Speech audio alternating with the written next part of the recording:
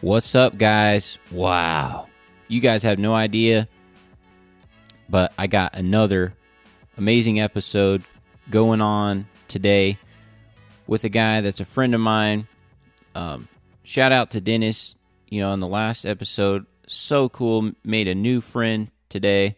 But the episode that we're about to talk about right now is a guy that on YouTube I've been a fan of his for such a long time, and I haven't, I've been thinking about it for a while, here or there, but I haven't thought about it a ton just because I've been super busy. But when I thought about it, I'm like, man, I don't know if he would have time, and I don't know if he'd be willing to be on the podcast, but if he would be, I definitely would want to get this guy on here because I've been a YouTube fan of his for such a long time, for many, many, many years. And Jacob Moreno's Landscaping, it may be Moreno, but I think it's Moreno. And he's in Florida, and man, I am just such a huge fan of his, so such an honor to talk to him today. So Jacob, how you doing, buddy? You there? Man, I'm here, man. I'm good, man. The weather here is like 67 degrees out here. It's nice. I'm outside talking to you. It's been a good pleasure talking to you, man. I've been following you for a long time. well, well, man, it's just you have no idea how much of an honor this is today to be able to talk to you, because for real, I'm just a fan of your videos. Nobody has the level of accounts, houses, me and no one else I've seen on YouTube. I mean, obviously there's people out there doing crazy properties like him, but I've never seen someone actually film it and do it like what your business is. I've never seen, on YouTube, there's nobody else doing the type of properties, the level of properties that you're doing. I mean, if there is out there, feel free. Someone, send me a link or whatever, and I'll probably like watching his videos too. But I'm saying what Yeah, me you're too. doing, yeah, and I'm sure you would want to know other people doing ones like yours, because that'd be cool to see. But ones I do are harder than just like a normal mow and blow. But then my friend here, Jacob, his ones are even next level, than mine. Just the amount of time and attention these things take.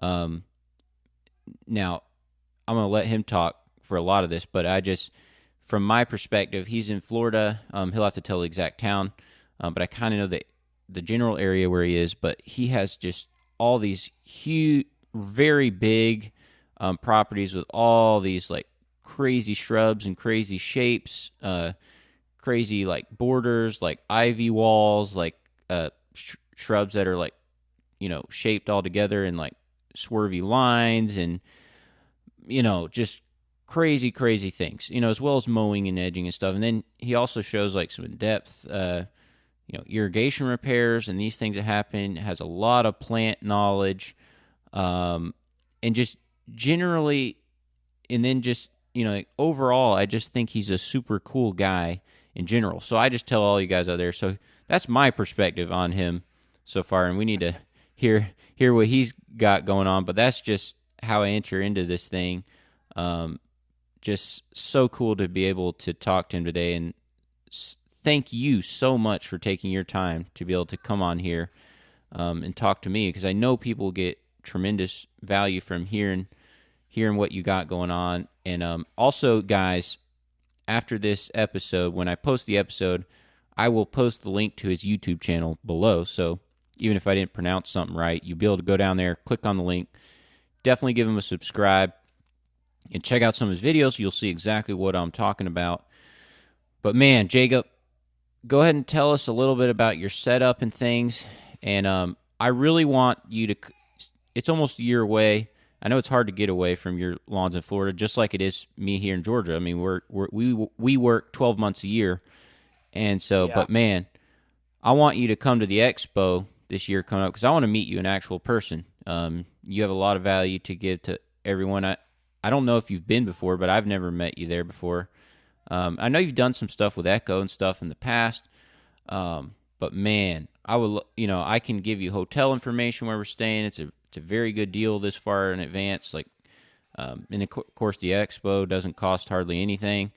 It's like $12 or whatever with people, all these guys' codes and stuff, and then the Yeah. whole trip is a tax write off, and man, there's so many cool meetups and stuff. So I really really would like love to meet you there sometime because that's one thing I do try to commit to going to each year. But go ahead and tell us a little bit about your business, how long you've been in, and what you're doing, and all that. Go ahead.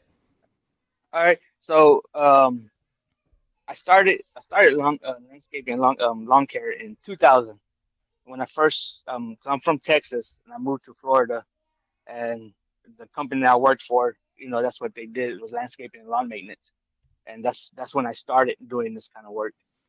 And the funny thing about that is that when I was in Texas, our first house we had bought, I didn't like cutting grass. I hate cutting grass.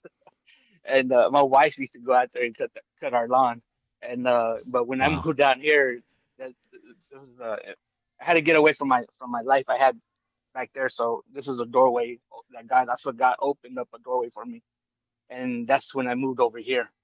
And since then, since 2000. That's all I've been doing is landscaping and lawn maintenance. And I branched off on my own in 2005. So in 2005, I don't know how many that is about 18, 19 years by now. Mm-hmm. Mm-hmm. So that's how long I've been having my business. And yeah, so um, it just started that way, man. It's just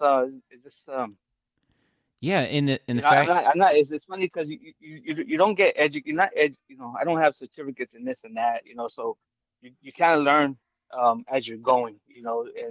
Like I tell everybody, ask questions. The plant material because when you're on property, I think that's probably the best way to learn is because you're on people's property. You're gonna see like the same kind of plants, the same kind of materials over and over and over, and and if you're going to be doing that, then it's best to get yourself with more information about this stuff. And I think I, Absolutely. I rounded off, and Yeah, and just the you don't need any certificates. I don't have certificates or anything either, but your knowledge is more than most people that have their certificates. I mean, it's incredible what you do and what you know about them. And then nowadays, guys out there listening, don't forget that it's called Google Lens. It's an app you can get on your phone, and you hold that app up to any leaf on any plant, and it'll tell you right then, boom, this is what the plant name is and all that. So I just started using that like a few months ago, and that it's just Google Lens. It's not made for plants. Like you can use it, like if you hold up a package of toilet paper and you press the Google Lens on it, it'll tell you like where you can buy it, what it is, how much it is, all that. Um, so guys, it's another resource out there. But just like he's saying, he's learned how to prune these things, how to do these things. So yeah, and it's awesome that you know the fact that you're a believer, like God's spirit comes through, on your videos and everything that you do. Like even like you can't even help it; it just comes through. You know what I'm saying? yeah, yeah.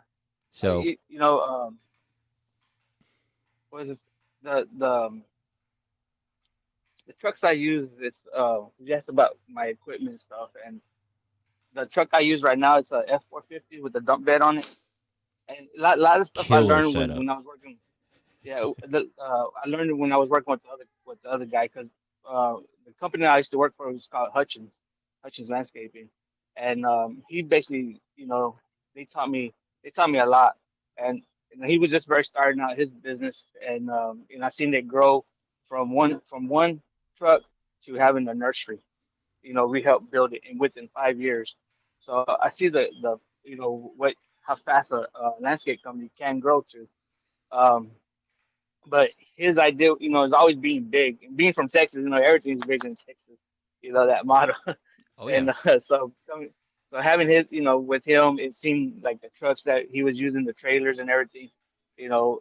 So so when I started my own, it wasn't like trying to get a pickup truck because with a dump truck, you know, you can do a lot more work with it and move more product around than a regular truck. And then the my setup, my trailer, I'm kind of prepared for it. I try to, when you go when you're working as the years pass, you start learning like, man, I need backups.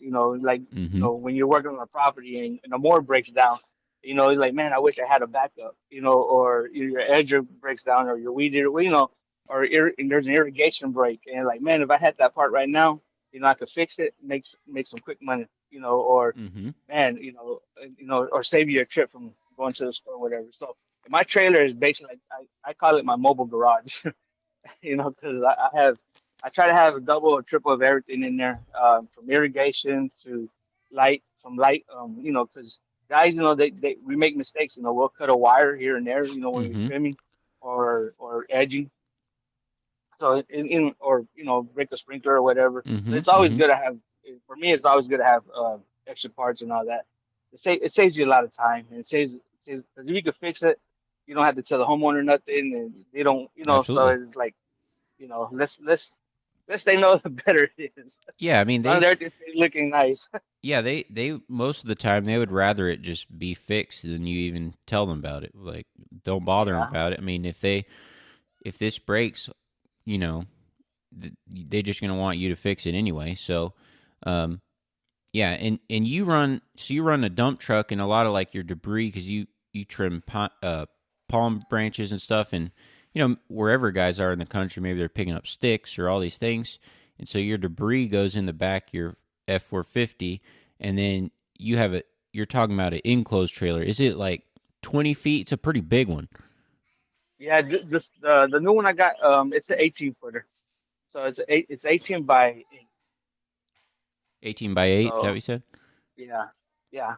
Yeah, and So it is a killer looking setup. I mean, it's like my opinion, like, a enclosed trailer like that with like a serious, like, this is not just like a regular truck. Like, this is a 450. Like, this is like with a dump bed on it. Like, this is like serious lawn care landscaping business looking setup. Just like yeah, I also um just like like the like the Suzu trucks, like when guys use those for their lawn care business, I feel like that screams like a level of it puts out a level of professional look to it. um for and then sure. I feel like your setup, it works exact same way as that, like, because this is not just like a truck that you would have if you had a desk job, you know what I mean? um Yeah, so like, when you pull up, a customer, without even realizing it, it just your setup says, hey, like, I'm in this business for real. This is not like side money. Like, I'm a real serious company. You know what I'm saying? Um, yeah, and like that setup that you have just like screams that right away. Um, and I think that's great because even without talking about these things, that's the image that it puts off. Um, which when they get that higher price quote, for their lawn, they're going to be expecting that more than if you just had a let's say you had a little purple Ford Ranger, with a little 5 foot trailer in the back, that looked like you'd pulled out of your grandma's backyard, and you got a mower on there. Which, I mean, when guys are starting out, I think that's great. I think that is how you should start out. But yeah. years Yeah, later, yeah, it is good to um, command that professionalism. And even me, I don't have a truck like yours. I still have a more basic truck, but it is semi nice, and it fits my needs for now. But I do want to go. I would love to have like an enclosed trailer setup, or even possibly one of those Isuzu setups, maybe in the future. So, um, tell us a little bit about, like, try to explain to people, if they've never seen your videos, like, over audio, about like how your properties are set up, like how they work, because some people don't even understand, how this, you know, how they are laid out, or how they, like, it's a total property maintenance. Really, it's not. It's very, the few sections of grass are just a very small part of this. yeah. so a lot of most of our properties are mostly like trimming hedges. If y'all been if y'all been in Florida, you know that it's a lot of hedge trimming down here. Especially more south you go, is more tropical. You know, and every customer is different. You know, some are more tropical, some are more uniform, and some are just they try to be both. So it's learning your customer and learning the properties. You know, you get more of an idea of how they want things. But most of my properties, how I get them is for the uniform look. You know, trying to keep everything trim. You know, everything squared up. The custom trees, you know, around it. The magnolia trees and all that. You know, to keep it in those Christmas uh shapes and all that. And it's just it's just it's a lot of it is a lot of trimming. You know, I want to say probably our business is probably 80% trimming, and Yeah, then yeah, 20% mowing. You know, the mowing. You know, people because you know when you go to a house, they're like, oh, you know, it's not gonna take that long for you. It has a little bit of grass, but when you get to their property, it's like, yeah, it's like you can do everything with the push mower, but you're gonna be there for like 2 hours trimming hedges.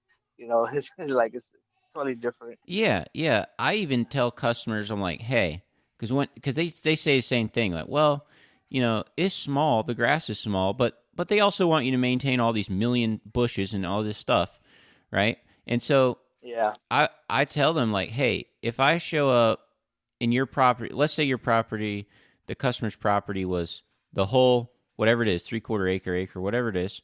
If it was 100% grass, 100%, no house, no driveway, no anything, like it was just a flat square piece of grass, and the whole thing was mowing, that would be the easiest way to do this, right? so yeah, so the fact that you have, the fact that you, the customer, is talking to me and you say, I only have this much grass.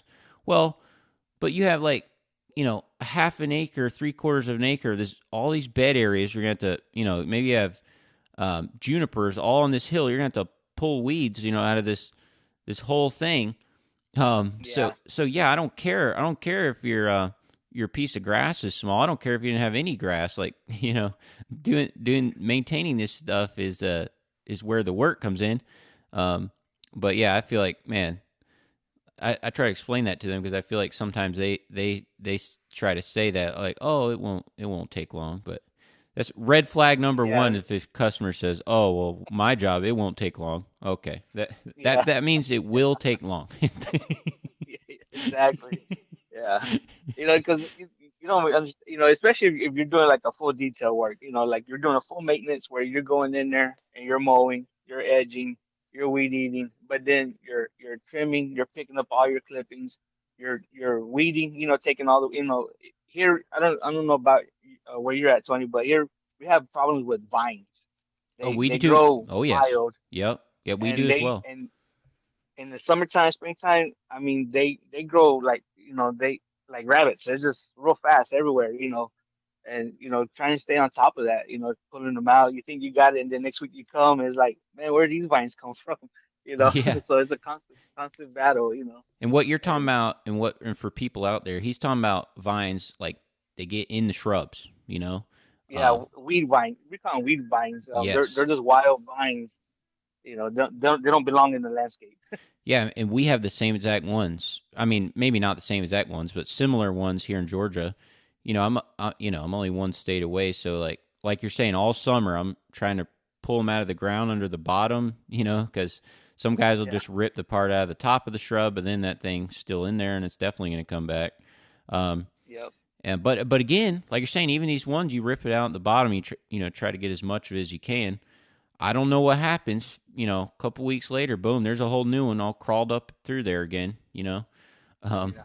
and then we deal with a lot of like you, a lot of dense shrubs, but they get a lot of growths, particularly on the top. During the summer.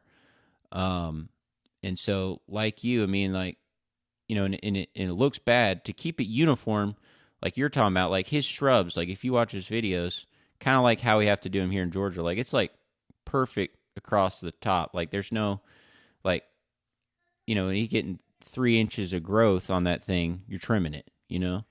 Um, but but it's kind of hard to tell for someone that maybe lives up north or something. Like the whole bush kind of grows together and it's like dense, and so like um, so you can tell like when it's been trimmed nicely, um, but even by the time it looks really bad, then it's really out of shape. Wouldn't you agree with that? Yeah, Yeah, yeah, yeah. yeah. And Loriopellums, I'm sure you have those there, or do you have those? Yeah, we have the Lord Pelms. Yeah, the Lord Pelms, the gardenias. Mm-hmm. Do a lot of roses. Portocarpus. Portocarpus are really nice. Those are the ones that if you try and look for like a uniform, you want to keep something uniform. For us, we have a lot of portocarpus. There's like slow growers, but they give you that clean uniform look. Everything always looks nice and tight. Um, And and then we have I don't know a hedge called viburnum, mm-hmm. a viburnum or a viburnum ortisum. I think another name is like sweet viburnum. That one is we keep those. They're cheaper than a portocarpus, and they're a lot fast growers. I don't And those, go ahead. I don't know. I don't know if we have that. What is it? The Horticarpus? I don't know if we have that one, but we do have the Viburnum. We have a lot of, uh, a ton of, just like you, like always put 'em, the ligustrums, like those ball ligustrums that you're doing. Um, Yeah, you're on the ladders doing those all the time. Everybody's got those over here. You know what I mean? And those things, during the summer, I mean, a week later, boom, it's already got runners, like trying to grow on the top. Um, so spend a lot of time trimming those loripellums, the ligustrums. Um, there's some other ones too, um, but yeah. And we do have that second one you mentioned. I can't picture it in my mind right now for some reason, but um, yeah. Cause I think a lot of our hard growing stuff that we get like the hollies and yep, we got those. Yep. yeah, I think a lot like our nurseries down here. I think they always say they get it from Georgia. A lot of our hard stuff we get from Oh, Georgia. I gotcha. Yeah, and then there's There's a like lot of nurseries up there. there's several. They have like the um, some people here have those sunshine ligustrums. Are you familiar with those? They're kind of like a yellow, um, and they kind of look like they almost look like a weed. They look like um, what is that? Privet, Um, Okay. so like green privet, like maybe it grows in someone's fence or something, and they don't want it. Um, Yeah. it looks like that. It looks very similar to that, but it's yellow. Huh. So it's still technically it's called a ligustrum, but it looks like that privet, like the way that like if you saw it, it would look like a yellow privet plant. But we have those, and those grow super fast as well. Um, there's a bunch of different, like ligustrum Yeah. ones that we have. That's the thing. That's the thing about plants. When somebody says like a ligustrum tree or a ligustrum hedge or something, it's like there's thousands of different kinds of ligustrums. What are you talking about? Yeah. So you got to learn your zones. Like us, we're considered zone 9 and 8. Zone A and B, they kind of work here a little more tropical, but they kind of work here. But so because the zones, knowing your plants and knowing what zones they'll do good in. Because a lot of times I'm in Central Florida, so I'm like on the belt of Florida, where Orlando's at. So we're like right next to Orlando. So our temperatures here are like when we get like up north at the top of Florida, they'll get the cold fronts and they'll get below 20 or 30s, and then below us, they'll stay, in the 50s in the wintertime, in the 40s, 50s, whatever. And we're right in the middle. So sometimes we'll get our cold fronts and sometimes we won't. So, because you think Florida, we have a problem here where everybody thinks Florida, we think tropical. But a lot of our tropical, when we put it up towards us and up top of Florida, a lot of stuff, once we get our cold fronts and all that, that damages a lot of plants. And I think that's one of the main things to learn about Florida is knowing the zones of your plants, where are they going to do good in the soil type, in the in your area. Mm-hmm. So that Mm-hmm. that makes a big difference. Yeah, some people up here be out there like the shrubs be when it's gonna get cold they'll be like cover them with the blankets, you know. Yeah, I've done that, redone that. Yeah, we try to help them. Sometimes we get caught in that, where our temperature will drop down below, I think 32, and then most of my, so it depends on some of my clients. We go out there. It's like another service that you're able to provide. Like, hey, we get the frost blankets, and we'll cover like the bougainvilleas, the robellini palms, things because a lot of these plants they cost money. Yeah, Mm-hmm. Mm-hmm.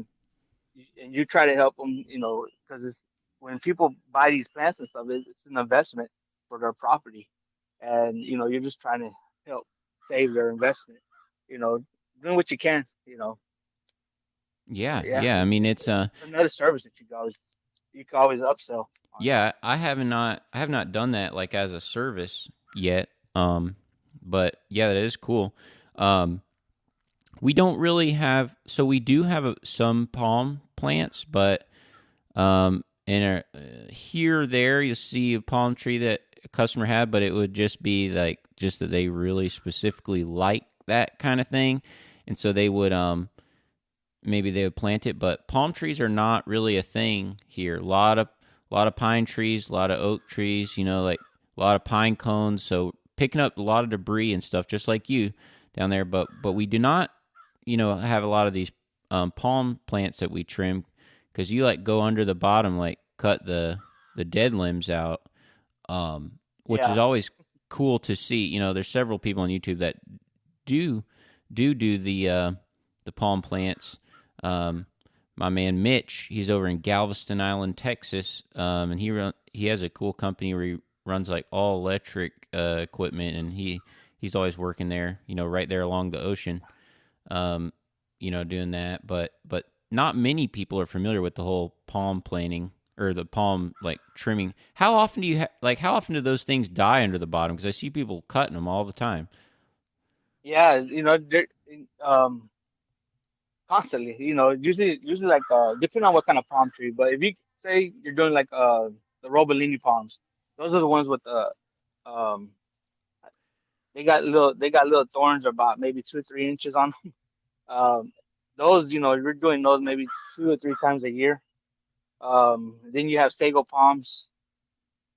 Those, maybe once or twice a year. But then you got like the tall palms, like your sago. There's different kinds of palms.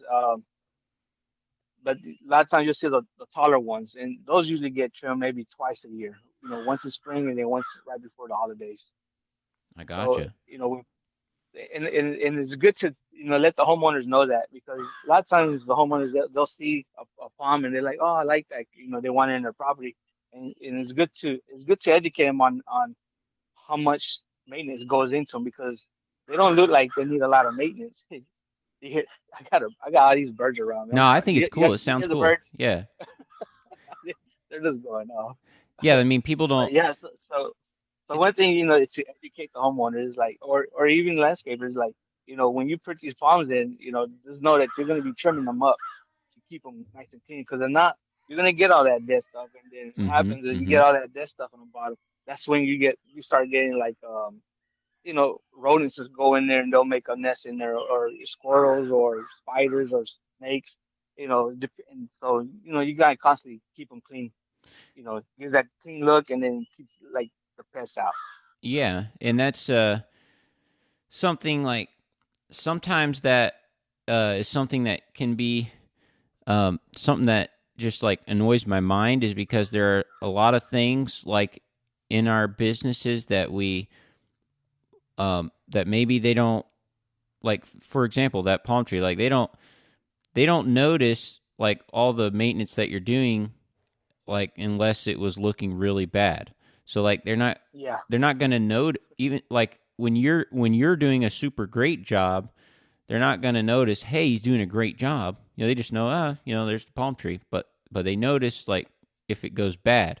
So or they notice like when there's lack of maintenance. So like it's kind of one of those things like you're saying where you're educating them and saying, "Hey, if we have this, it takes a lot of work to get to make that, to keep that looking good. And um, Yeah. sometimes, a lot of times it's good to talk to customers, or when they pull up in their car and you're out there, pulling vines out of this thing or maintaining this thing, like, hey, I'm trying to put work in to keep this looking good. So, and another um, thing. So, I want you to tell the guys about like what setup do you use, like what mowers, like tell them about your ladders, like your trimmers, like all that Oh, stuff that you use, like hedge trimmers, and then also I okay. want you to talk about you know because these are not mow, blow, and go yards.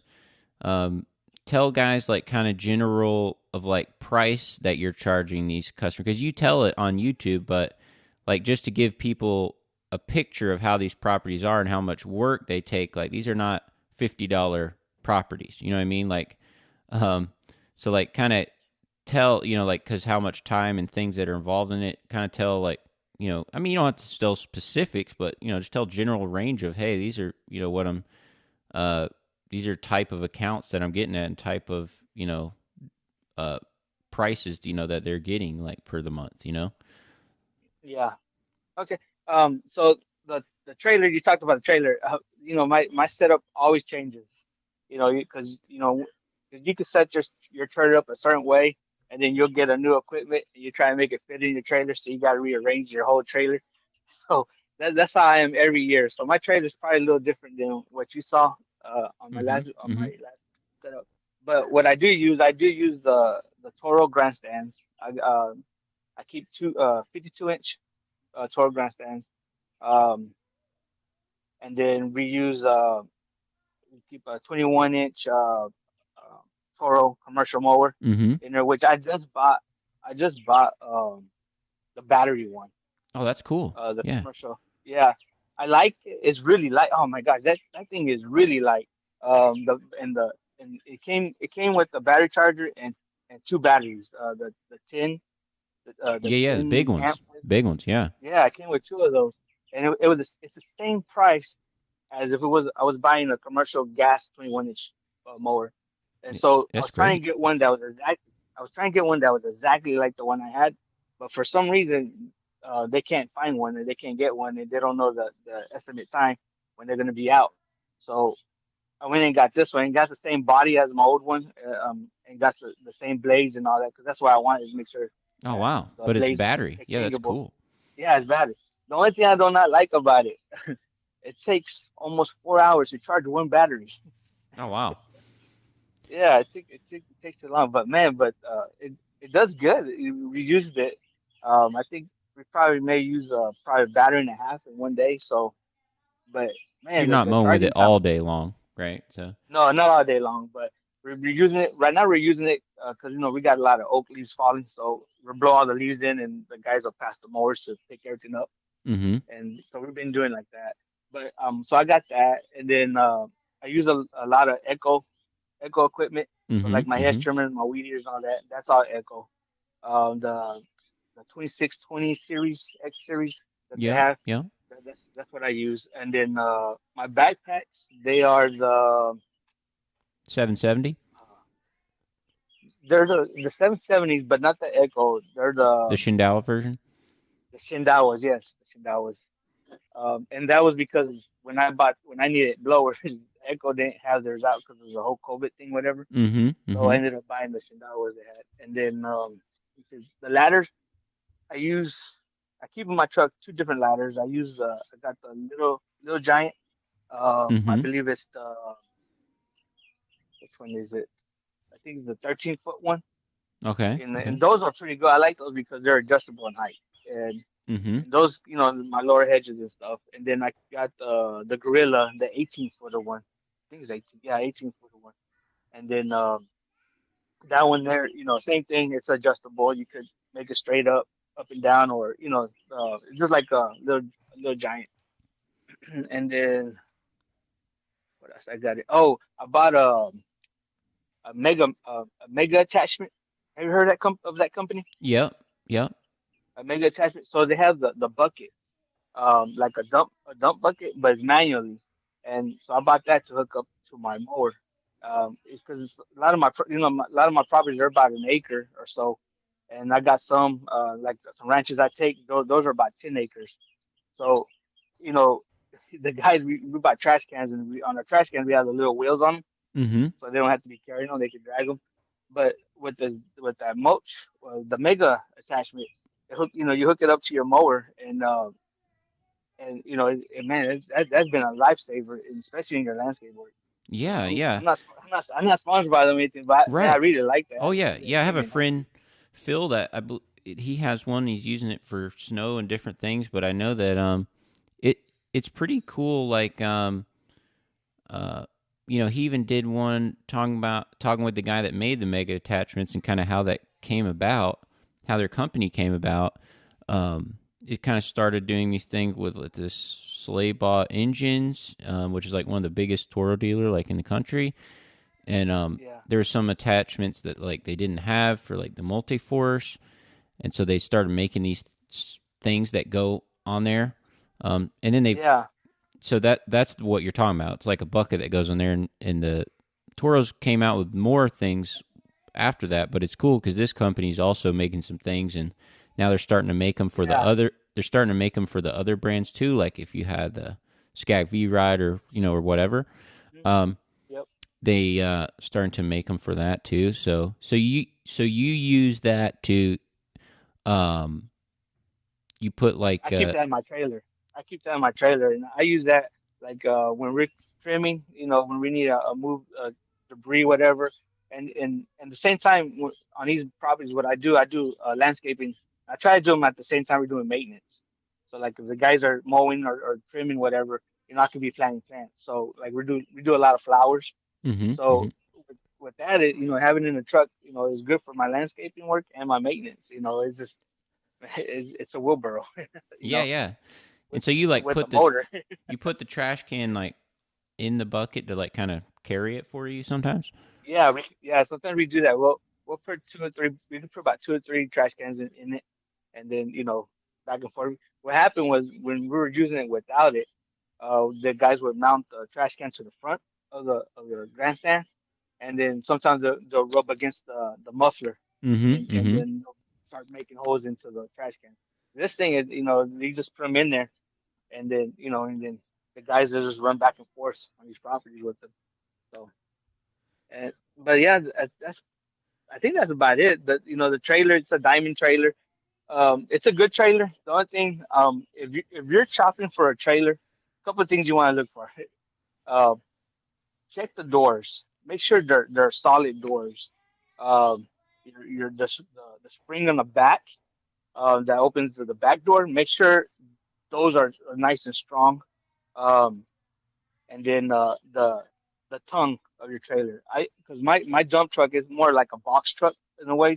So when I get in those tight spots, I got to be real careful because I could punch holes. Just recently, we just punched a hole on the side of one because I had the tarp over, and so the tarp on the edge it sticks out maybe about 3 inches on each side, Oh wow. and just because of those 3 inches, um, it rigged up. It punctured a little hole into the trailer. And it's because my truck, the the F450 with the trailer, the length of it is probably about 40 45 feet long. Yeah, it's as big. So Yeah. yeah, and so when you get in those tight spots, you got to make a U-turn, or you get in those round, the little cul-de-sacs, and you got to make a round, and there's cars everywhere. It gets difficult. It gets very difficult. You know, I learned to back up very well. Mm-hmm. Yeah, yeah, yeah. You're gonna have to really drive that thing almost like you're a truck driver. Like Yeah, sometimes you do. Yeah. and But yeah, the truck it's a Ford, it's a F450, and the reason I use Toro and Echo and is because the dealer the lawn care dealer that I did with, that's what they sell, and the Toro, I never had problems with it. I think they make them they're more really strong, especially I don't know about residential, the commercials that I have used have always been very good. I know the spinners are really good because there's times when we get like rebar or concrete, and and the nuts and the spin still be good. You know, we never had where they break off or anything like that. Mm-hmm. Mm-hmm. Mm-hmm. But and And then I do have some battery. I do have some battery. I started using battery. I yeah, got the Echo battery stuff. I love battery Um, equipment as well. you know, you're the one that got me kind of started because I would watch you, right, and I see your properties. You have big properties. You know, they're Mm-hmm. pretty big. Your properties. Yep. So and you were going with the Milwaukee, and so that's like right in the beginning when things started coming out, the Milwaukee and stuff. And Mm-hmm. Mm-hmm. so I think I reached out to you on YouTube or something like that, or I don't know what happened, but I ended up buying one because of your video. And I liked it. I liked the and since I already had Milwaukee stuff, it worked out perfect. You know, I already Mm-hmm. had Mm-hmm. batteries for it. So, and then I think John Blaze Blaze of Grass, Yeah. Mm-hmm. he was using Husqvarna, and I like I was talking about commercial grade. And I like so I was trying to get Husqvarna, but there's only one dealer in this my whole big area here that sold Husqvarna, and but they didn't keep no battery equipment Oh, I in their gotcha. store. They had to order it. So I thought that was a hassle. So then I heard Echo was coming out with because at first they had the V 8 series or whatever the big batteries. Mm-hmm. Mm-hmm. 58 And volt, the old one. yeah, the 58 volt, yeah, and those are heavy because I Mm-hmm. remember when I was part of Echo, I had got a hand blower, and Mm-hmm. we Mm-hmm. still use that. It's still good. But they came with the other ones, and believe it or not, I think their new battery system was actually what's the other brand you just said that I had the blower? I can't remember the name. Um, Yeah, Husqvarna, Ryobi, Toro. no, the Echo, Oh, and the then they're 58 partnering volt. with no my backpack blower. You said the name. Oh, Shindawa. It's the red one, Shindawa. So I learned that these battery equipment that they're coming out with Echo that they used to be Shidawa's uh prototypes. Oh, okay. Yeah, so I thought that was pretty cool. So I was like, oh, here I'm thinking this was on Echo, but this stuff's been on the board for a long time. So you're saying so But because the new E-Force Echo line is really good. Um, yeah, and so is that the one they have a commercial trimmer, which is a DSRM 2600. They have like a fully commercial unit. I tried it at the expo. That thing's awesome. I would like to have that thing. Um, and then they have, they kind of like a residential trimmer if you want that. And then they have that handheld blower in there. And and if you get like a PAS one, it can fit like all your current Echo attachments. You know what I'm saying? Um, yes, and so, but you're saying that's what I have. I gotcha. So so you're saying but you're saying the E-Force they already had that like in the Shindawa line, but it's just new to the Echo side. I just thought the E-Force was just new altogether. I mean, I know Shindawa and Echo are kind of the same thing, Yes, same company, just like Chevy GMC. You know what I mean? It's the same thing. yes. Um, but you're saying they had it already in the Shindawa line for a little bit. That's the way I understand it. Yeah, because I think I was looking up for batteries and there's Shindawa batteries already that's been out for a while. Um, and and to me I thought that was interesting. I didn't know that. And another thing to keep in mind, um, for some reason, the Echo E-Force batteries, like if you look on eBay, you can pick those things up for like $100, $109. Um, for whatever reason, like the genuine Echo batteries, sell for very, very cheap price. Like on eBay, if you look on there, just type in Echo E-Force because Yeah, they have a 5 amp hour and they have like a little 2.5 amp hour, but they are coming out with a maybe it's like a 8, maybe it's like a 10. Like they're coming out with a bigger capacity one. They had it, prototype at the expo. I'm not sure if it's for sale right now, but it might be. But I know they're coming out with one that is more capacity than just the 5 amp hour, um, and yeah. it will I still bet it's fit. gonna be heavier too. Yeah, I bet it's gonna be heavier too. Yeah, I don't know. What makes the electric one the battery one because the battery I think I got like about ten of those 5 amp batteries. Mm-hmm. Um, and I got them from, like you said, eBay. You know, because they are cheap on eBay. Yeah, yeah. If you try to buy them in the store, they're like, 150 for a 2.5, and I think it's like 200 and something for a 5 amp, whatever. And you go on eBay, like you said, you get them for like a 5 amp for like 150, half the price, or something like So that. you saying you have But 10 of those? That's pretty good setup. yeah, yeah, we got 10, and that's because I got the edger, and we got I use one for a hedge trimmer, Mm-hmm. and then we Mm-hmm. use the weed eater. It's so funny, but because the guys they didn't like it at first, but now the weed eater, that's the first thing they'll go get Oh wow. is the battery. Yeah, I like it. So you're saying It's real quiet, it's real light. you're saying they reach for that like right away Yeah, over the gas right one? away. Yeah, over the gas one. It's funny because at first they're like, nah, and I think it was a mind thing because Mm-hmm. with the battery you don't hear it, Right. and Right. with the gas one you can hear it. So when you ramp up the engine, you hear that power, and with the battery you don't hear that ramp up, and so I think it was more of a mind thing. But But that but power's gas there though. the It's there.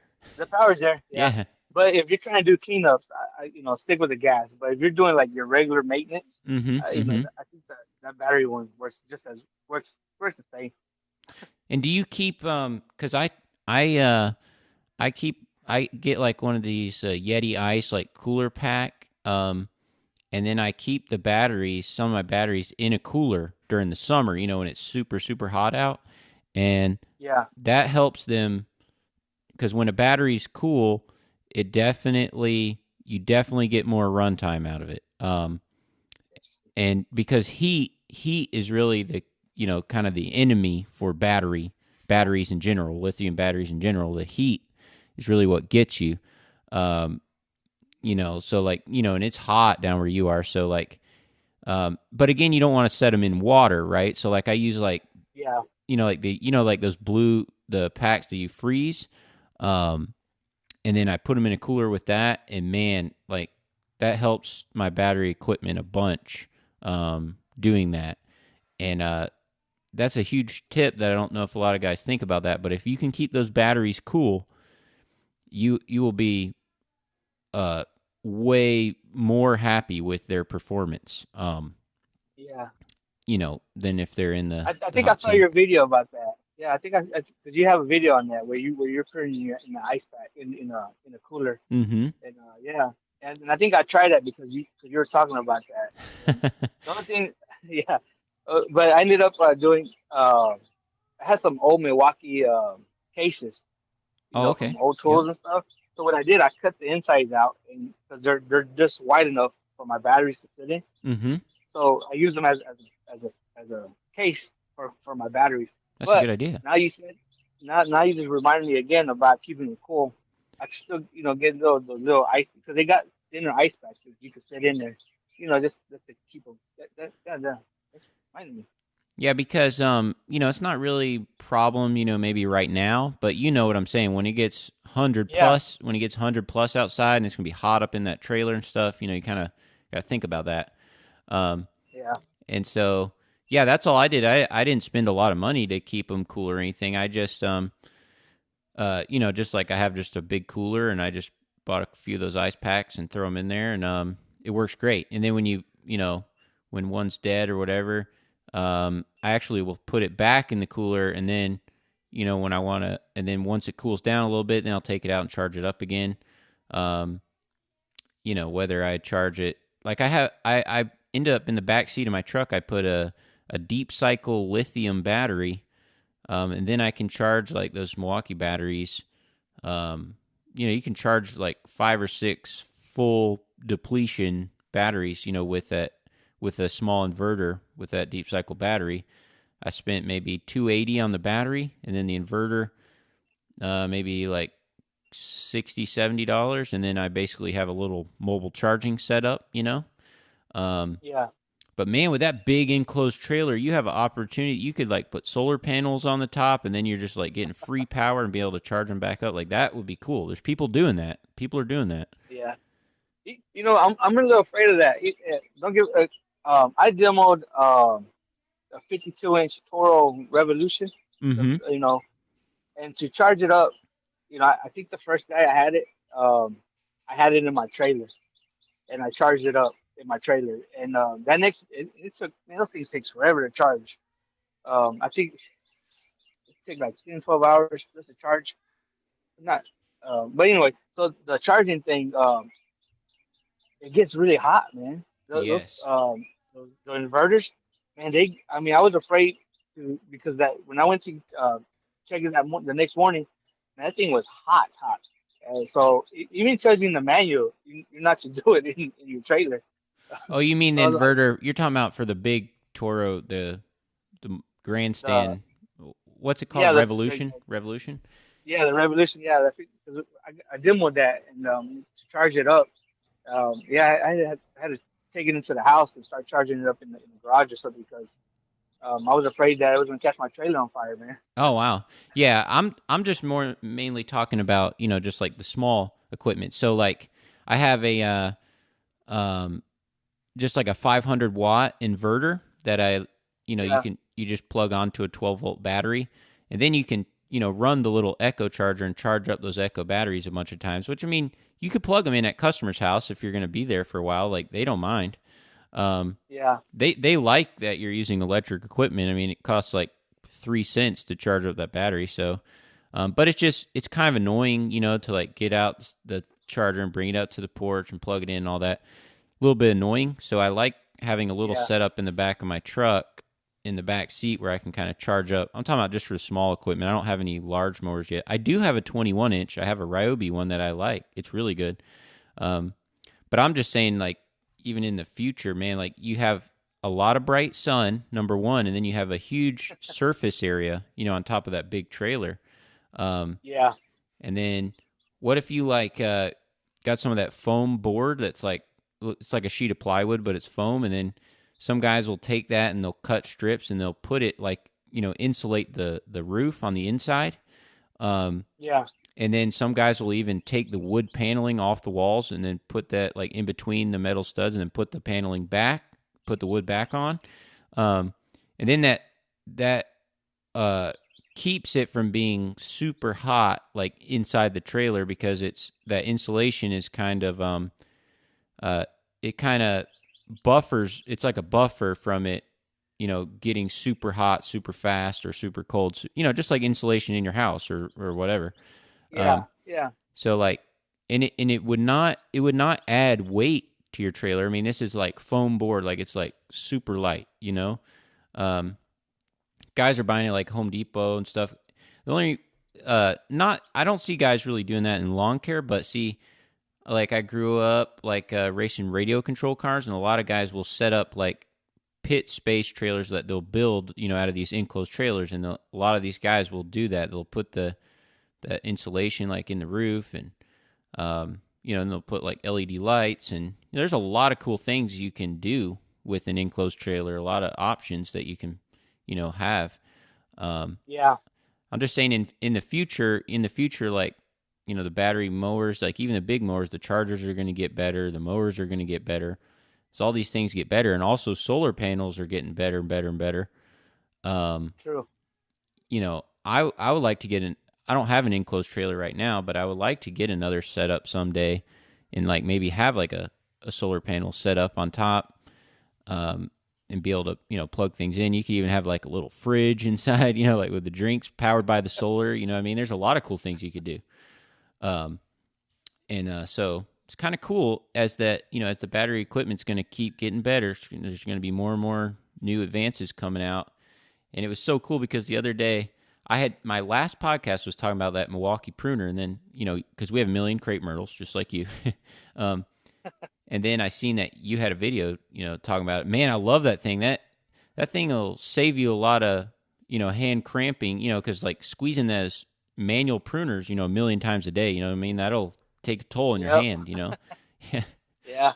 And, what I liked about it was you're on top of a ladder or you're in the trees, right? Like, Mm-hmm. Mm-hmm. in the crepe myrtles, and you're trying to you're using two hands for a loppers, or sometimes you're holding on to a branch with one hand, and then you got your other hand on the one lopper, and then you're Mm-hmm. using Mm-hmm.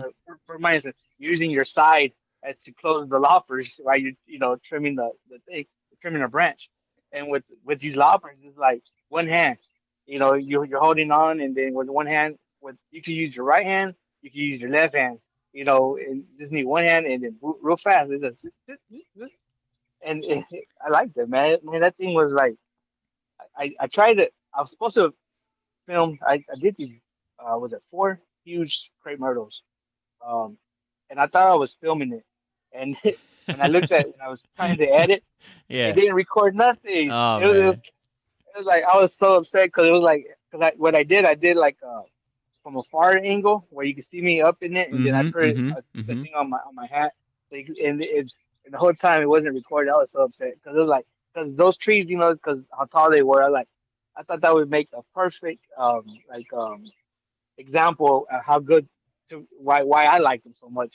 You know, on these big crepe myrtles, you know, because I'm all up in there and I'm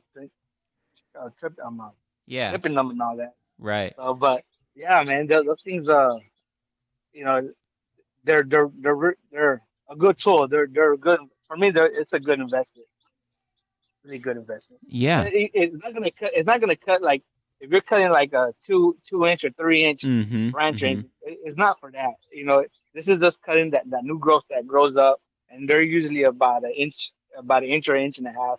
And you know, if it fits in the scissors, where the shears, you know, it's gonna cut it. And then if it doesn't cut it, just do it again and it'll cut it. Yeah. You Yeah. know. Yeah. Yeah. So, man. Yeah. So, uh, I don't want to hold you up too much longer. I've already had you 56 minutes. But I want to get you on here again. This could be I want to update guys about more things and at least a couple, maybe once, twice a year. I'd like to talk to you because, hey, you're a super cool friend of mine anyway. And I love your videos and stuff. Tell people where they can find your channel and because they still going to go into more info. We still didn't go into super info about the accounts and all this, but yeah, tell people where they can find you Yeah. and stuff like that. Okay. You can find just a um, Moreno landscaping lot and maintenance.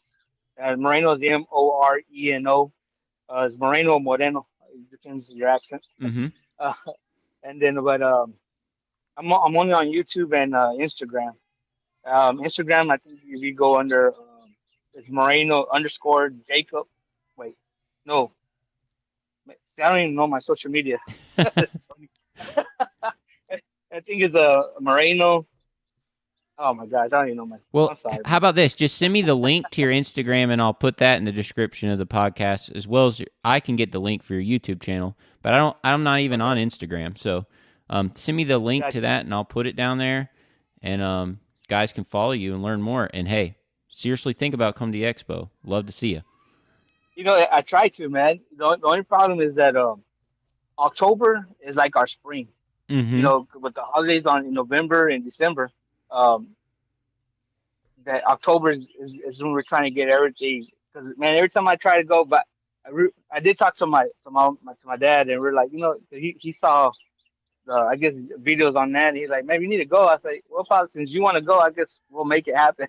Yeah, yeah. Well, think So about it. You got a we're gonna long try to time go. to plan for it. Even if you only came for one day, like it would be worth it. Yeah. Um, all right, buddy. Well, let's All catch up again soon. right, Tony. All right. See you, bud. All Bye. right, thanks.